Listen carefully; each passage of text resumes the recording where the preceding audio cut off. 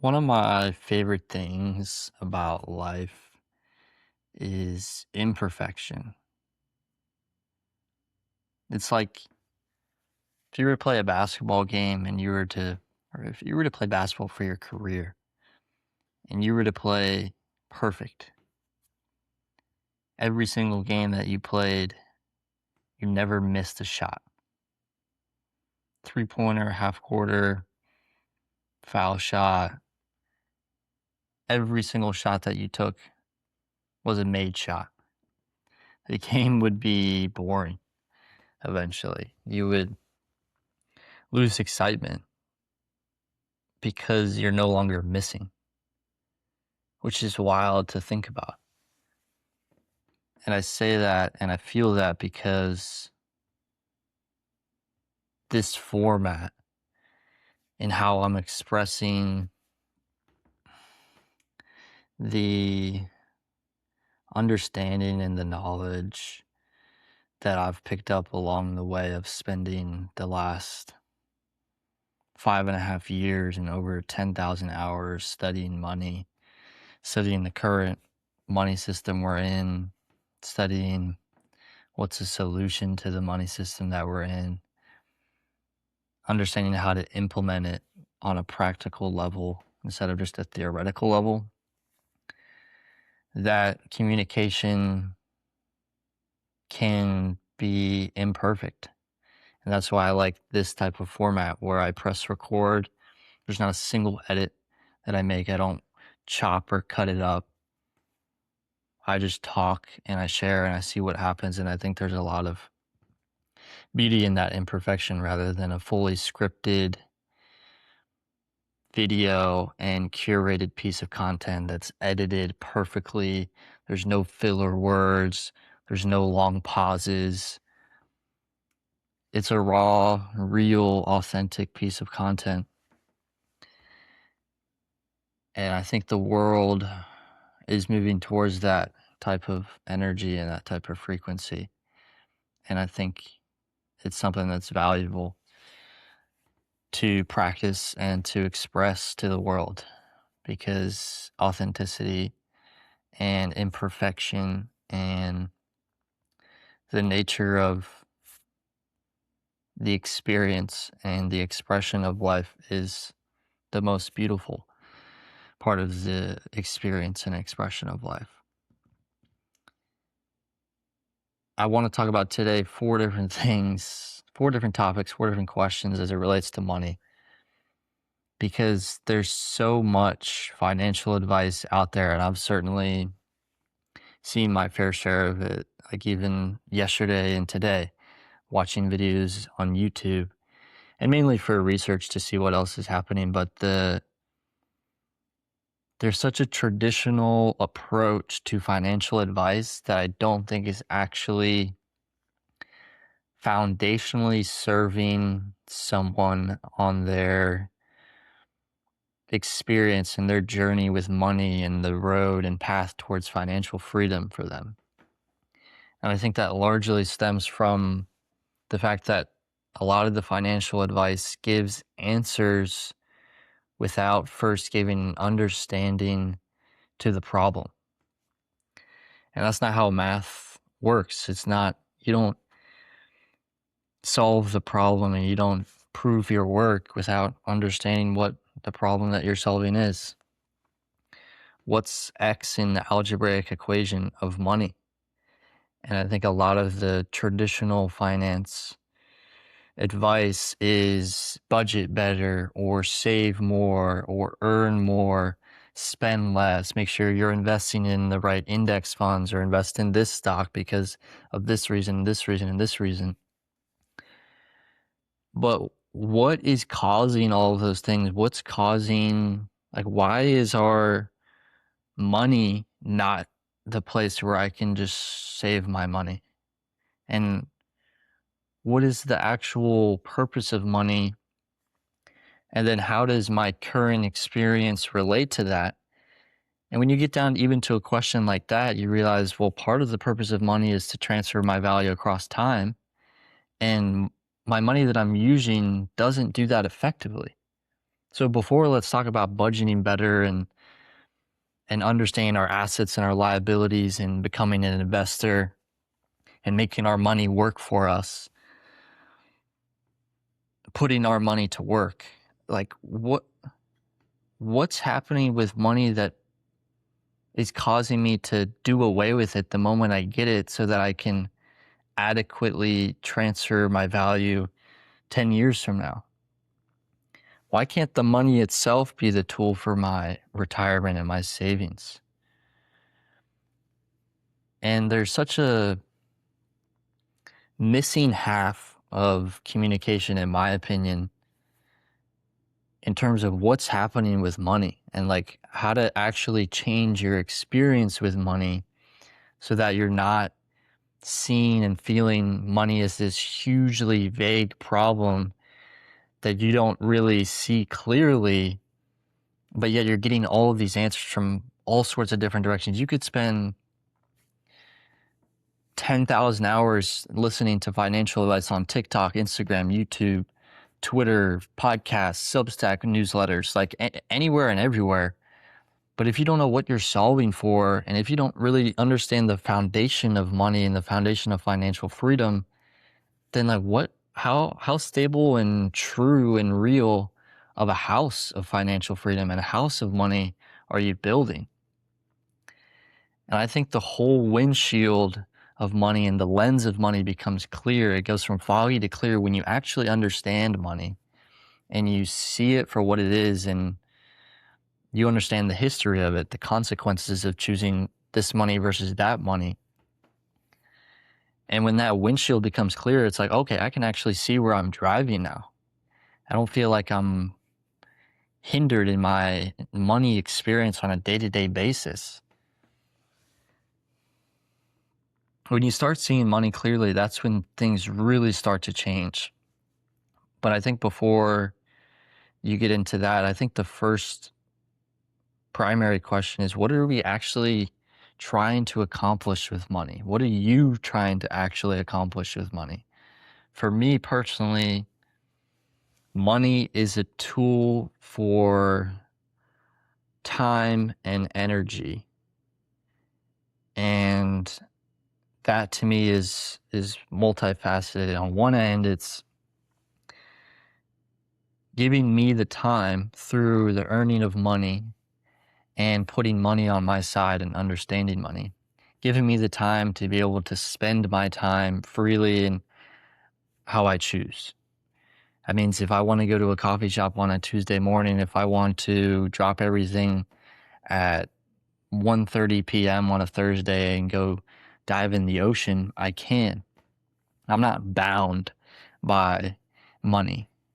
And there's certain levels to money, I would assert, both in the understanding and in the earning, that unlock levels of time. And on the other side is energy. So I want to be able to, money is a form of energy. And so the better money that I use is a better energy that I have, but it's also the more money that I have, the more energy that I have.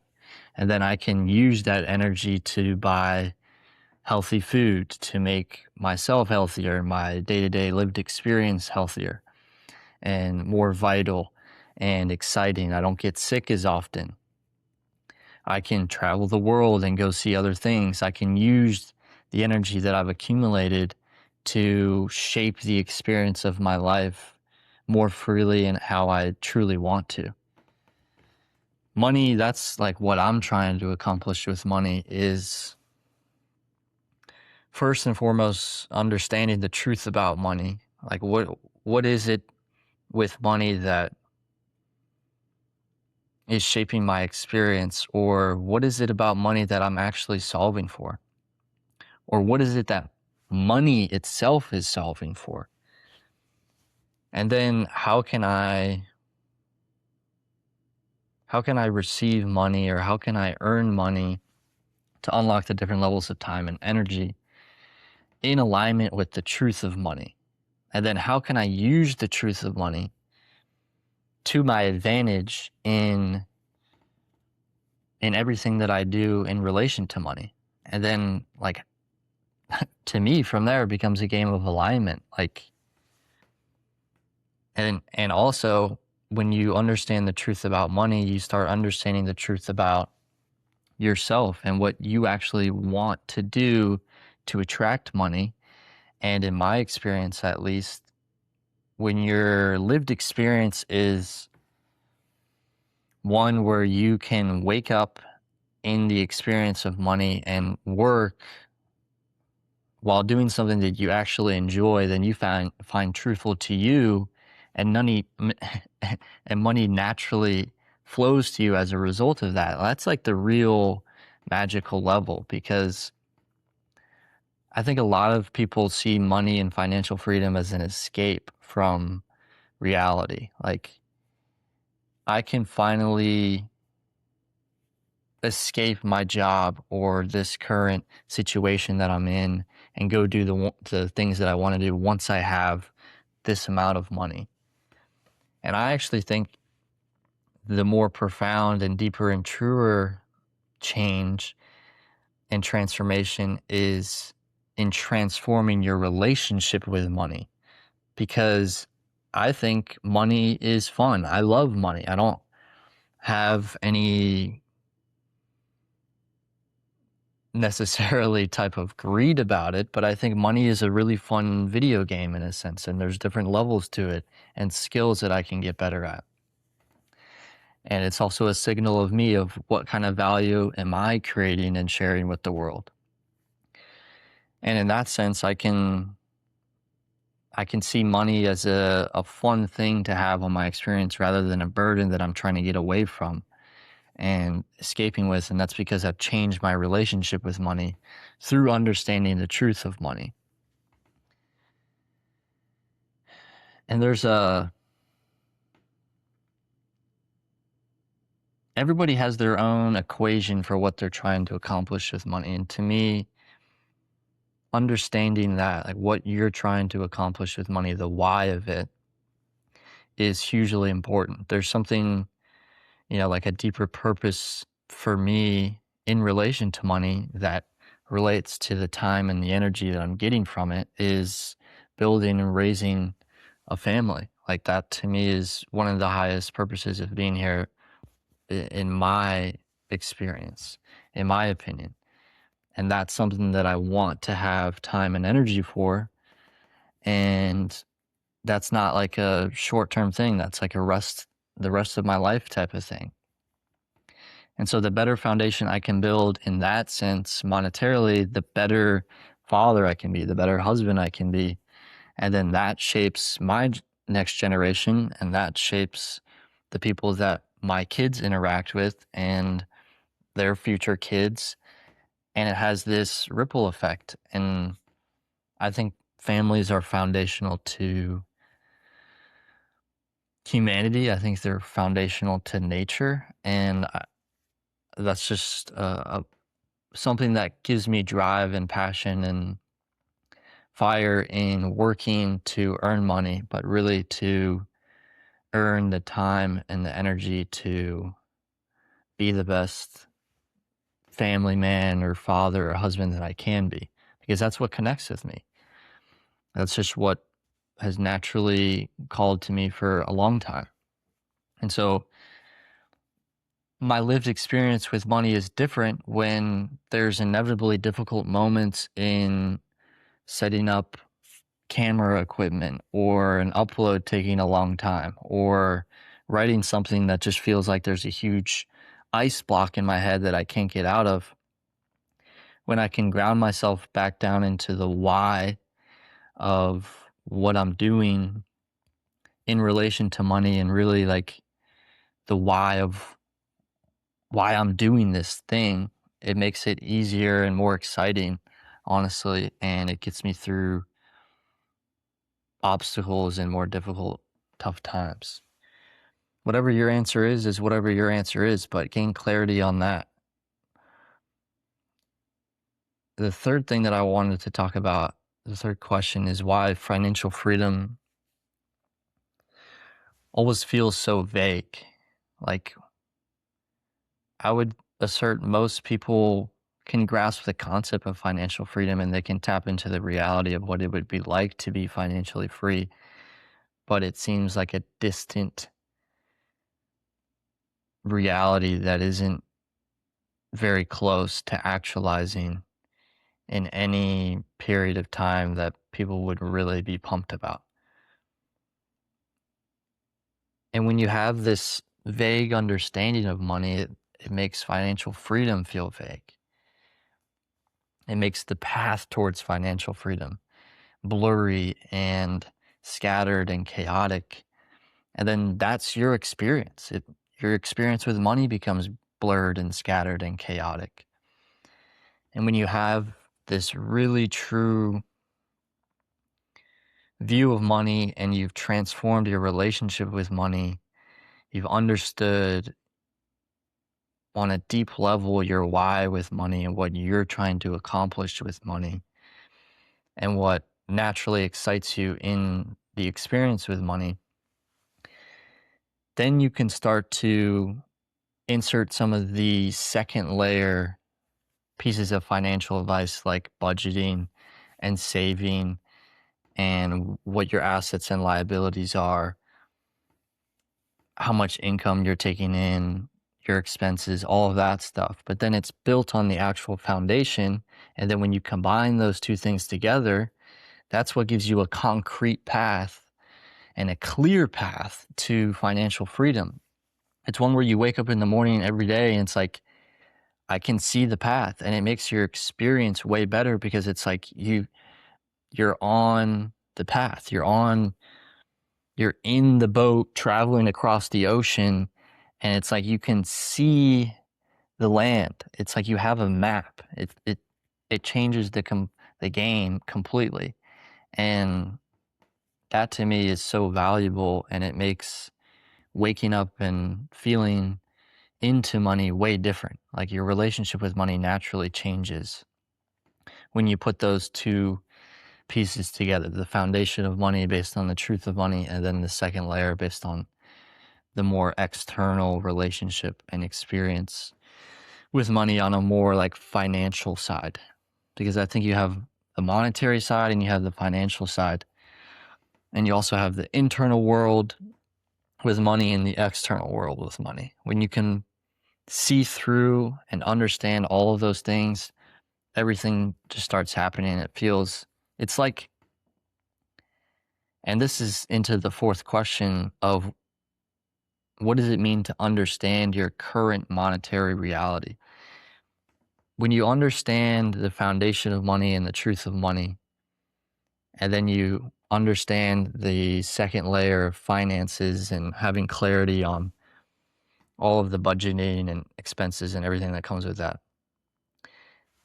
and you have an understanding of the internal world and how you relate to money, the beliefs that have been installed over the course of your life in your view and perspective and experience with money, be it childhood or within the last day or what's popping up right now.